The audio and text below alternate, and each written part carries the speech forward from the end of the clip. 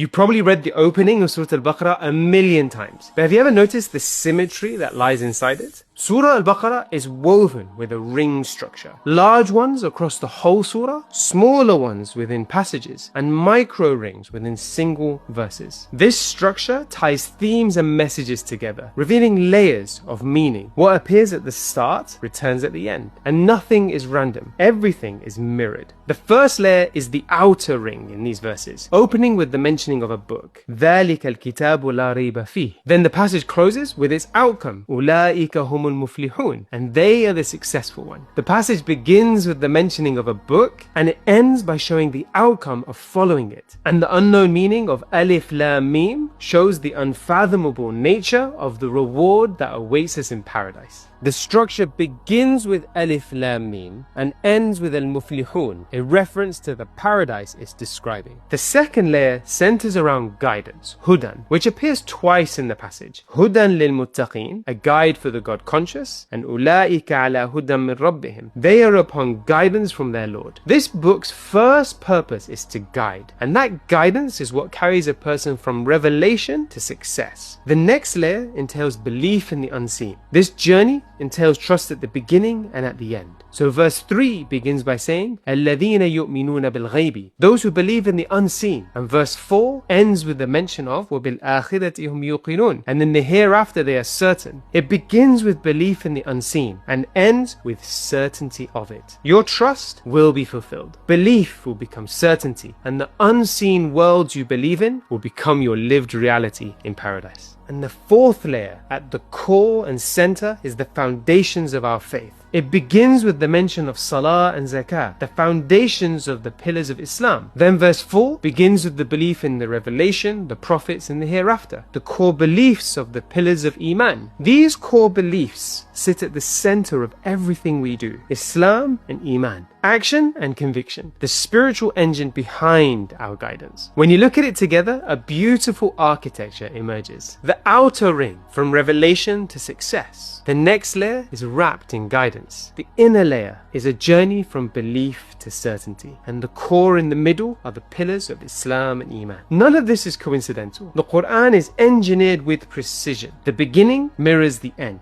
and every idea meets its partner. Even its structure delivers guidance before the commentary begins. The Quran calls on you not just to read the book, but to circle back, to look again, to see the architecture of revelation. The ring structure of the surahs is one of the great miracles of the Quran, because its message isn't only in the lines, it's the ring that holds them together.